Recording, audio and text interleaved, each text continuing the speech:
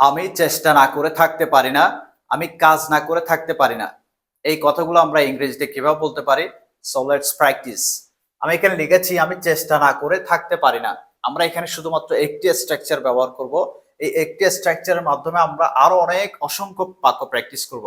ওকে, তাহলে আমি চেষ্টা না করে থাকতে পারি না, এটা আমরা লিখব I can not or Kant but, চেষ্টা করা দ্যাট মিন্স ট্রাই।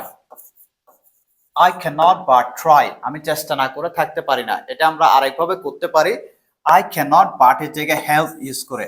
সো যখন আমরা help ইউজ করব তখন ভার্বের সাথে ing হয়ে যাবে। ওকে, I cannot help trying, আমি চেষ্টা না করে থাকতে পারি না। কেন ing হবে? কারণ help একটা ভার্ব, দুইটা ভার্ব কখনো হয় না। আমরা যেহেতু হেল্পটা ভার্ব হিসেবে বসেছে, পরেরটার সাথে আমরা কি করেছি? ing যুক্ত করেছি। বাটটা ভার্ব নয়, এজন্য আমরা এটা ভার্বের প্রেজেন্ট ফর্ম রেখেছি। ওকে, I cannot but try, আমি চেষ্টা না করে পারি না।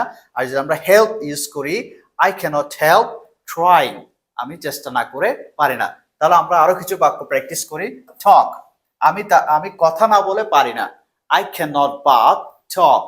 আর যদি আমরা help ইউজ করি, I cannot help talking, I cannot help talking। তারপরেরটা দেখো, আমি না হেসে পারি না, I cannot but laugh, I cannot but laugh, practice with me। আর যদি আমরা help ইউজ করি, I cannot help laughing, I cannot help laughing, আমি না হেসে পারি না। তারপর think, আমি চিন্তা না করে থাকতে পারি না বা আমি চিন্তা না করে পারি না, I cannot but think, I cannot but think। আর যদি help ইউজ করো, I cannot help thinking, I cannot help thinking, আমি চিন্তা না করে থাকতে পারি না অথবা আমি চিন্তা না করে পারি না।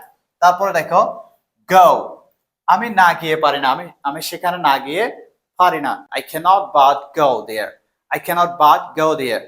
ওকে, আর যদি হেল্প ইউজ করি, I cannot help going there, I cannot help going there।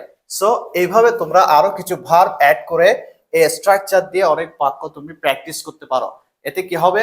আমরা কথা বলার সময় এটা অটোমেটিক আমাদের মাইন্ডে আসবে এবং আমরা এটা অ্যাপ্লাই করতে পারবো।